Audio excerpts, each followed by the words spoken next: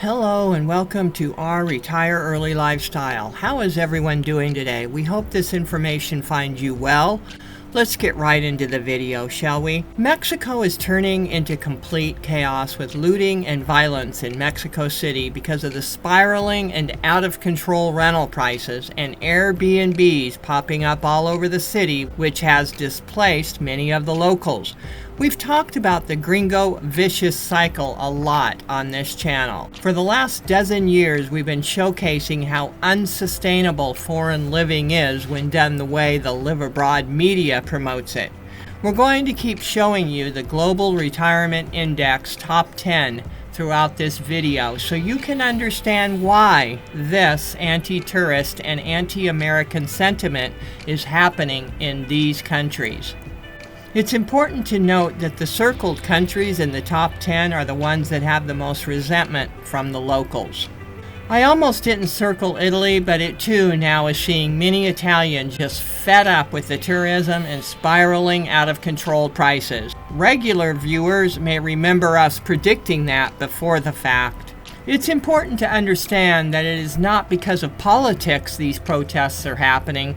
It's because of greed from all the willing participants who live in these countries and the crowds of people who follow the retire, live abroad circuit and travel to these same countries. Although some of the protesters have gotten violent, accosting Americans, vandalizing sports cars, and looting stores and businesses where American expats patronize, there is really nothing new to see here. This is just an escalation of what happens down the road when nothing is done about a situation. Now, we don't know if you remember, but about a year ago, talking about the Mexicans feeling resentful about their living conditions in several hot spots of Mexico, we told our viewers that some of these protests could become violent against the foreigners. And well, they have. The writing was on the wall for even the most naive foreigner when graffiti showed up that said, "Kill a gringo." The fact that most foreigners ignored it is telling. No matter what anyone reports about the protests in Mexico, it doesn't change the feelings or the situation of the Mexicans. They're still going to feel resentful and angry. Some of the people are barely able to eke out a living, or worse, some locals have become displaced altogether. We saw that happening in front of our very eyes in Cuenca, Ecuador during the RAM-created bubble of 2017. Locals were putting out ads looking for locally priced rentals because there weren't any. We've been quite vocal ever since about how unsustainable the internet retire, live abroad promotional frenzy really is, as seen from the inside.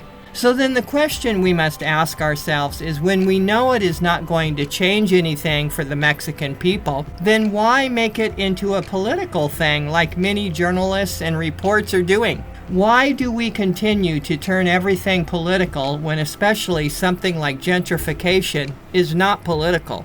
That is to say, it is the direct result of the above-mentioned intentional high-volume funneling of richer foreigners into spaces of locals with less finances than them. We understand how for someone that is just now seeing or hearing the idea, it may be hard to wrap your head around it, but really it's a simple concept.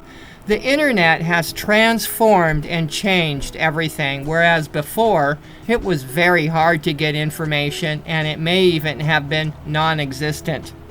Now everyone with an internet connection can see the same videos, the same promotions, and everyone means everyone around the globe, not just your hometown. Think about that for a moment.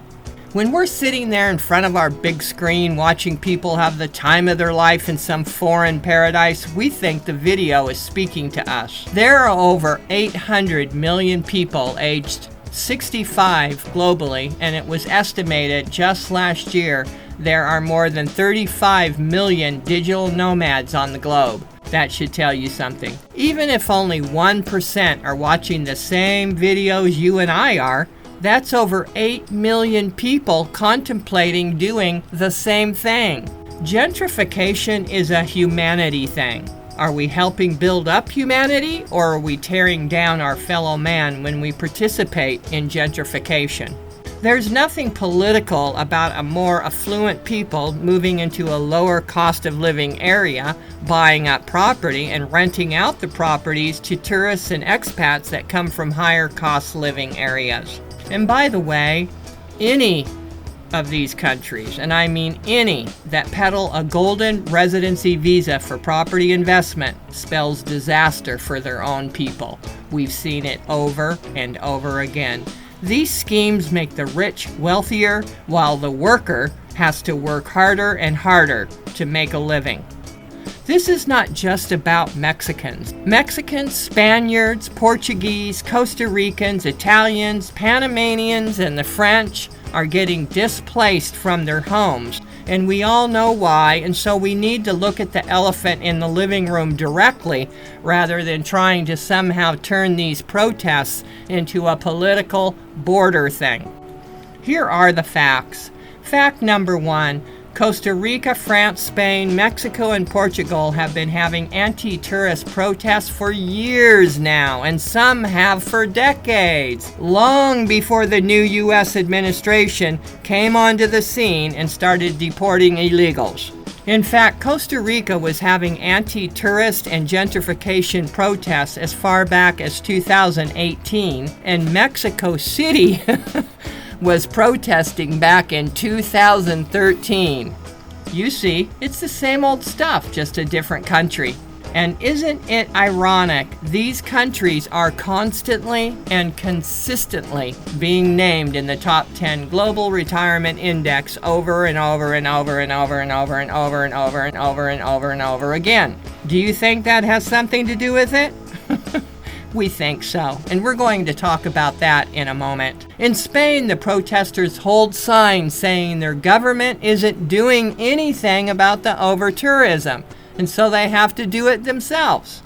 This is why we're seeing ongoing summer protests in Spain, and really spitting in your food and putting dog poop on Airbnb lockboxes shows a growing frustration and resentment that needs to be accepted, or else these protests will become even more violent.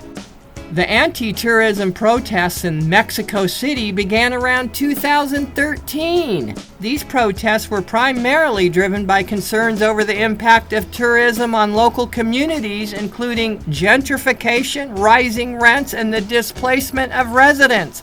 And that was in 2013. And so Mexico City has been really the longest. It's been having these problems the longest now. And so that's why we're seeing some of this aggression. Just saying, these protests are not a new thing. They've been going on for years. We're just saying, don't try and connect these protests with something political that is happening in the USA, because it's just is not so. If some of these protesters are bought and paid for, that's the problem of whoever is funding them, not anyone else's. There are still real people hurting financially in these countries. Nothing is going to change that fact until something is done about it. Fact number 2. There are many Americans living in Mexico illegally. You probably didn't know that, did you? So when we see a reporter state something that we know to be false, we have to say something. While many of the angry sentiments directed against Americans in Mexico City mirror those that might be voiced against illegal Mexican immigrants in the United States, there's one enormous distinction that can't be ignored, says the writer. The Americans in Mexico City entered the country legally. These are the type of arguments that suck people into the politics to divide while the core issue is being ignored. There is no correlation or similarity whatsoever. Don't fall for it. The Mexicans are some of the nicest people you will ever meet. The aspect of whether someone is illegal or legal doesn't change a darn thing. All it does is cause more division. So why even say it? What it does is somehow justify that gentrification is okay as long as you're living there legally. Otherwise, why even mention it? Do you see what we're saying here? Did you know it has been reported that in 2019, 91% of Americans were living in Mexico illegally. As of 2023, estimates suggest that about 1 million Americans live in Mexico, with a significant portion of them being illegal. If only a quarter of them are illegal, that's 250,000 Americans living in Mexico without proper documentation. So how do you like them apples? Mexico is not quite so lax anymore. Some Americans are being deported, and other foreigners are now being deported back to their home country. Even so, there are new American arrivals entering into Mexico all the time on a 6-month tourist visa, and some of them simply overstay and continue living there after the visa expires. So what have we learned from all of this? There's lots of speculation, lots of assumptions about why these Mexican protests are happening, but in the end, it's just the same old stuff that happens in these heavily touristic and expat resident hotspots. The Mexican protests have garnered way more attention than the protests in Spain or Portugal, however, and we all know why. We don't think it's political, though. Most of the protesters are angry and frustrated. Nothing is changing for them for the better. It's just growing worse. Well, what can we do about it? Well, have you ever heard of sustainable tourism and expatism? Let's start there. So what can we Americans do about this serious issue? We've talked about what people can do so many times on this channel that we sound like a broken record. But here goes again. You know, it's like you pick this spot on the map and you call it the best place to retire, and all of a sudden it's got all this inflow, and in and of itself it becomes the exact reason why you wouldn't want to move there. Okay, it becomes the exact reason why you wouldn't want to move there. We first have to admit that we're willing participants in this serious issue. The Rams and Vlogger gang can't seem to stop listing the same countries over and over again, and so we have to do something with our feet. That would be like not go there. So the first thing we can do is quit going to any of the top 10 countries that the Retire Abroad media promotes in their Global Retirement Index. That's all you need to do, and you'll escape all of this anti-tourist protesting and anti-American sentiment from the locals. You want to blame someone or something for these protests, but you have to look at the root of the cause. The cause is that these 10 countries are always getting put on the top 10 best place to retire in the World Global Index, and what that does is everybody starts promoting them. Everybody starts promoting them. Then one thing leads to another. The tourism ministries and governments start to believe that their country is the best thing since sliced bread and honey because of all the tourism and expatism that comes their way, and they start promoting programs and new expat developments to the tourists and residents, not even considering their own people. We lived abroad for 13 years, and 6 of those years we watched what just 8,000 to 10,000 American expats can do to a country that is so consistently getting promoted in the global top 10 retirement index as the best place to live in the world. There is a housing crisis in the European little darlings of Spain, Portugal, Italy, Mexico, and now Greece and France because of the golden visa. These countries are still receiving millions upon millions of people, and it is not sustainable, as we have seen. The governments of these top 10 named countries also need to do their part if they want sustainable tourism, such as stop allowing property investment for speculation. If a foreigner wants to live in their country full time, they can still buy a property and live in it, but to rent it out should be illegal. Also, the fix and flip should be abolished. Stop providing golden visas for investors to buy properties in prime locations of other cities. Put a cap on the amount of Airbnbs a city can take in according to the local population and workforce in that city. And don't allow foreigners to take jobs from the local people.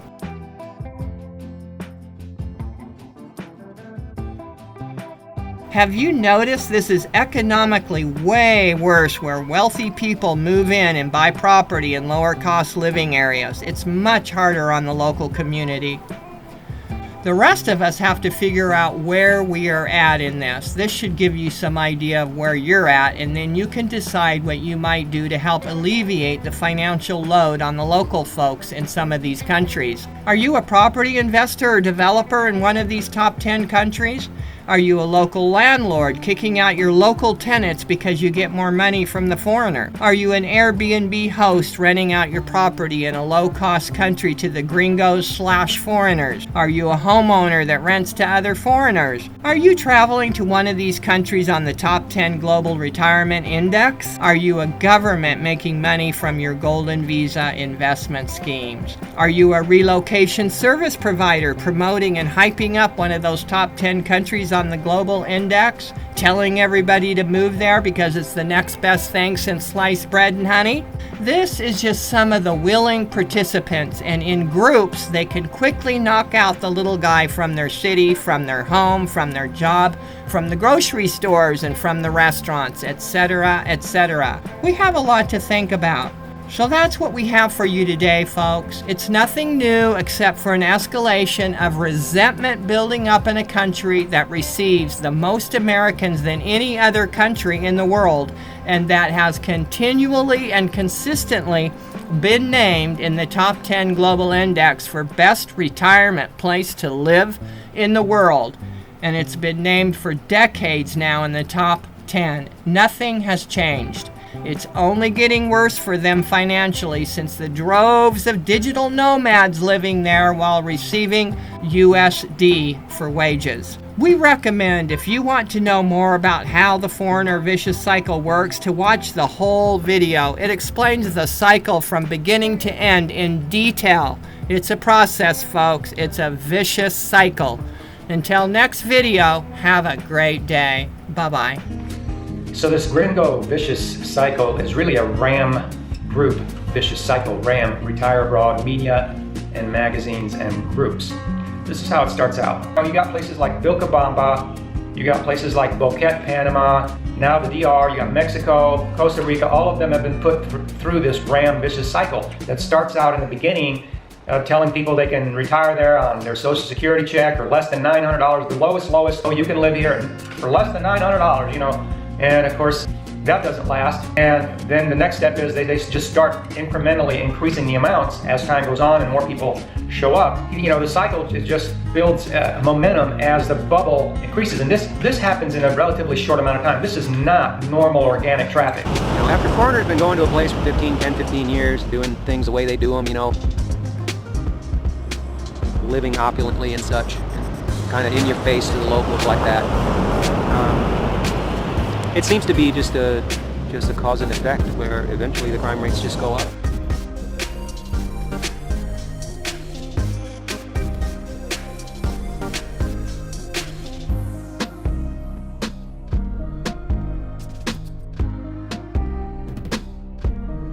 And that's why we left that RAM-centered area and decided that's not the way to do it, even though we actually weathered the bubble in Cuenca quite well. Yeah, but we started getting robbed. We were getting pushed. We got pushed from the Mercado because you've got, and this is part of the RAM groups, is all the bloggers jump in, and all of a sudden going to the Mercado is a tourist attraction. You know, the Mercado was a place where poor folks went to get their food because they can't afford to buy it anywhere else. But now it's a tourist attraction, and the prices balloon higher than the at regular stores.